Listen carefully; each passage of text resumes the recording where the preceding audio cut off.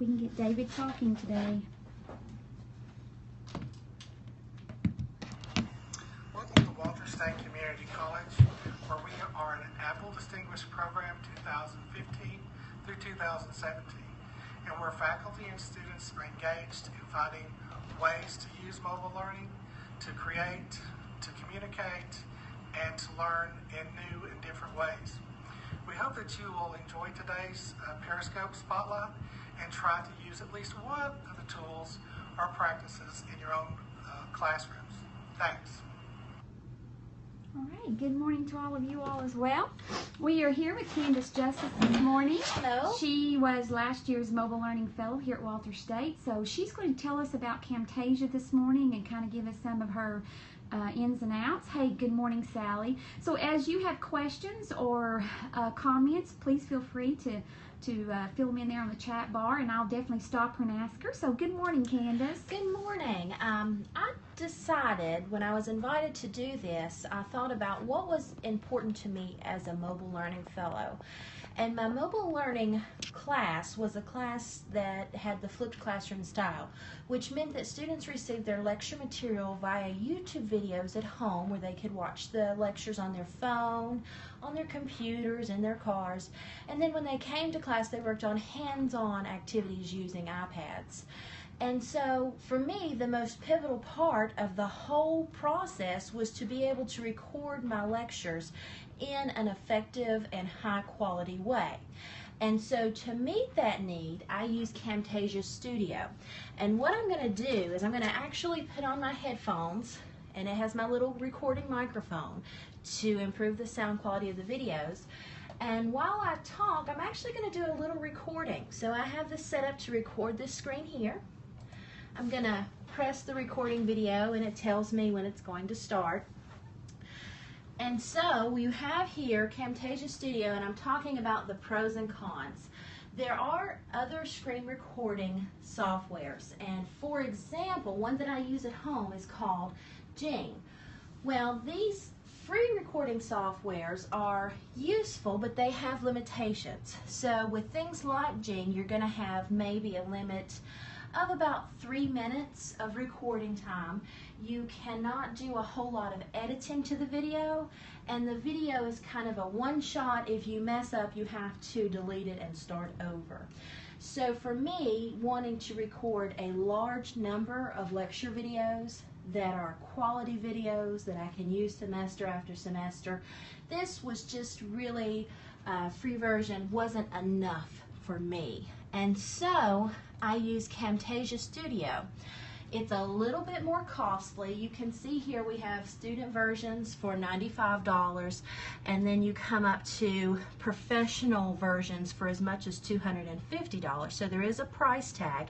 It was purchased for me by the school, but it is a one-time purchase. So once it was purchased, I had the software loaded on my computer, and Camtasia offers me a few things that free screen recorders will not offer me. Number one, there's no limit to the time I'm recording. I try to keep my videos under 10 minutes, but I want the ability to record a 10-minute lecture if I need to. Secondly, with Camtasia Studio, you can do an incredible amount of video editing. So what this means is if I'm in the middle of lecturing and my cell phone rings, I just pause for a second and I can delete my cell phone ringing just right out of the video in the Camtasia Studio editing. Also, I can blur out. If I want to show something in eLearn that happens to have a student's name on it, I go ahead and record it, and I can just blur out that student's name so that I can continue to use the video for semesters to come.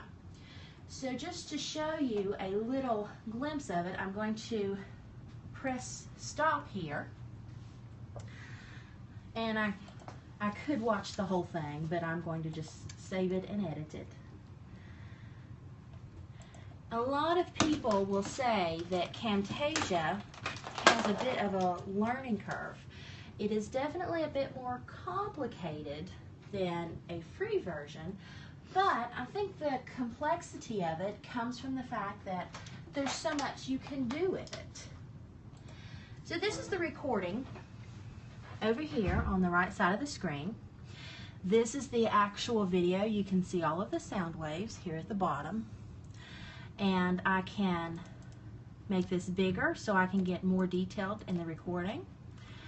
And then what I can do, this area over here at the left is everything that I can add into the video. So I can add arrows, call outs. I can zoom in to a particular area and zoom in for a certain amount of time. So if I want to place emphasis on one area of the video, I can. I can also change the audio. I've never done that. I've never had a reason to do that. So I mainly stay here at the call out screen, and within the call outs you can draw red circles or red boxes around things you want to emphasize. I use the arrow. You can draw an arrow to point to something important. You can add text. So a lot of times I will add a text box that emphasizes what I am saying to the student. So this is kind of a form of adding notes for the student to write down as you're doing the video. So if I'm doing a video on comma splices and I'm talking about 3 ways to fix a comma splice, I may keep this little bar here in the side of the video that says, okay, as a review, the first option is to use a comma and a coordinated conjunction. And I'm going to keep those notes for the whole length of the video so that while I'm speaking and lecturing, the student can also have a reference for the areas of importance for the video. So the students see those notes? Yes. Okay. And rather than sitting here and recording and editing, I just want to show you just a little bit. This was a snow day video, and I wanted to go over an argumentative rubric for an essay I was getting ready to grade. And so this is just a Microsoft Word document in the background, and you can see I've placed a call out to say, hey, this is what I'm looking for when I grade your paper. And I'm going to turn this, you don't need to hear what I'm grading, so I'm going to turn this down. But you'll see, this is the whole rubric.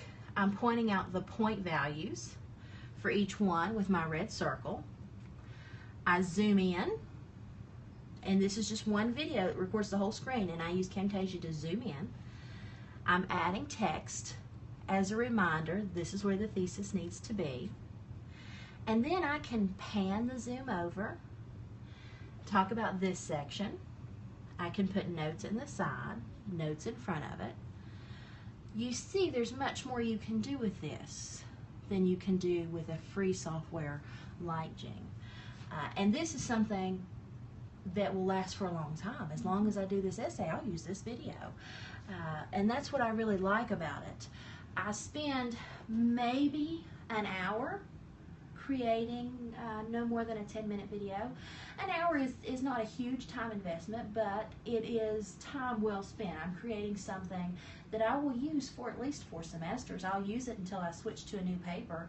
My grammar videos will never go out of style.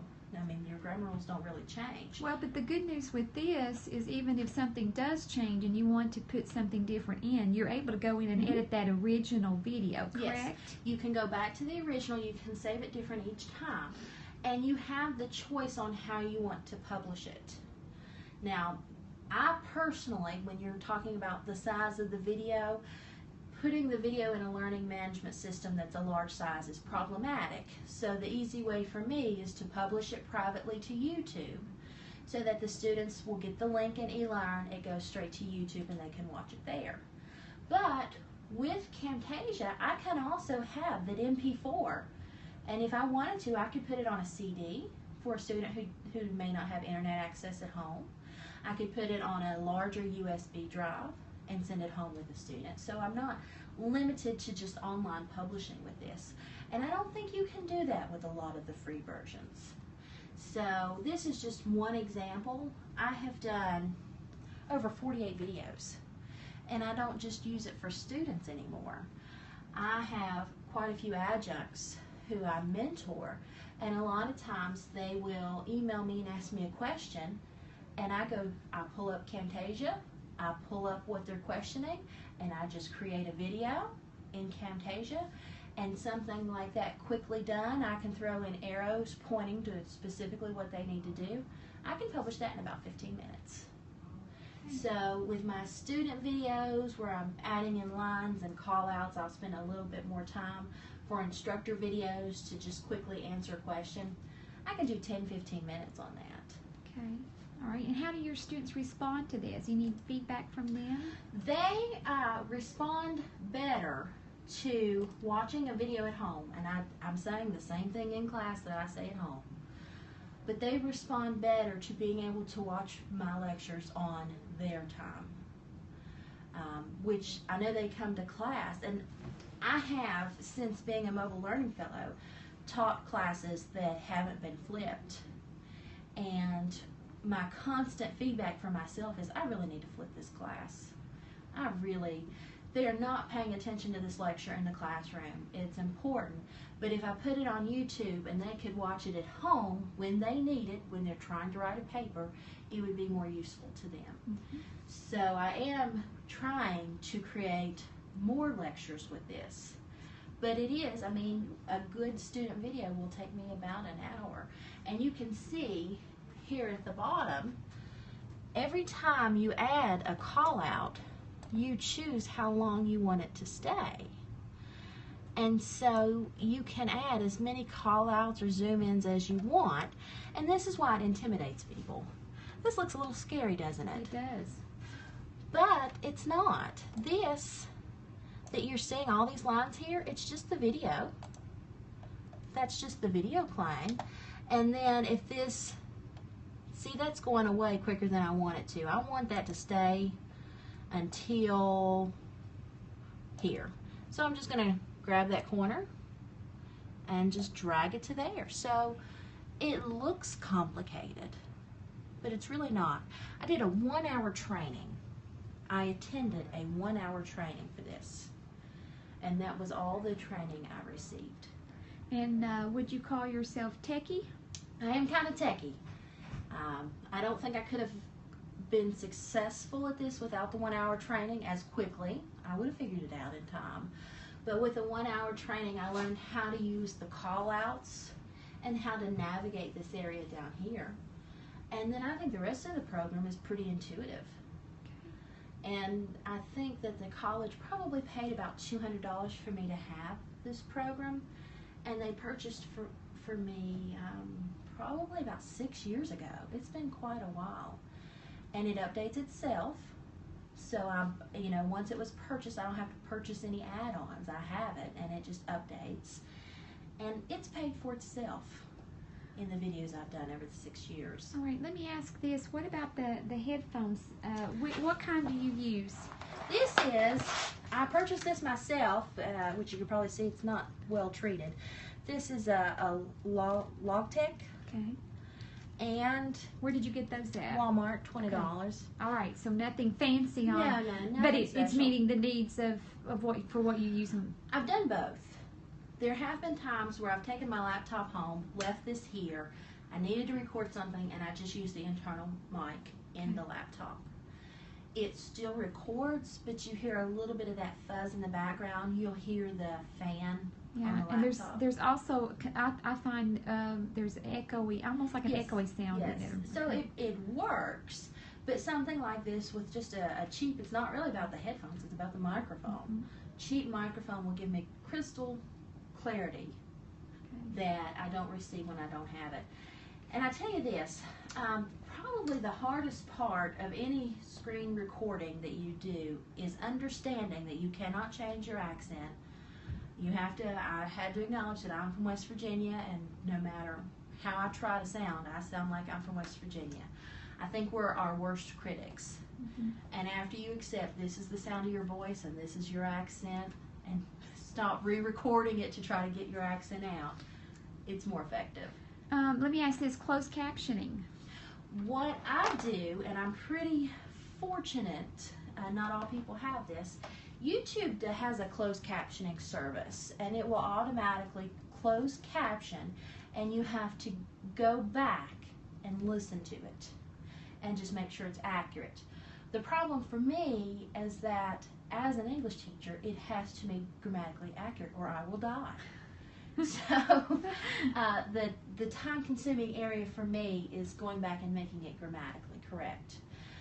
My fortunate aspect is I have a work study who's an English major, and her job in this world as my work study is to close caption my videos. Great. And I'm constantly making enough of them that she's always busy. So Awesome. the closed captioning, if I had to do it myself, would be the longest part. And I don't even know that it would be that long for other people. I'm just quite particular about the look of it and the commas and the periods. Right, right. All right, so that's Camtasia. If you have questions or concerns or want to talk a little bit more about it, Candace, how can they find you? You can find me, let me type it up on the screen here quickly. My email is candace.justice@ws.edu, and then my office phone number is 423-585-6924. And I'm here at the English department for Walter State Community College. Candace.justice@ws.edu, 423-587-6924. All right, thanks Candace for this tutorial on Camtasia. Feel free to contact Candace if you have any further questions or concerns. So glad you chose to attend the 20-Minute Mentor this morning. See you next Tuesday at 9:30. Thank you.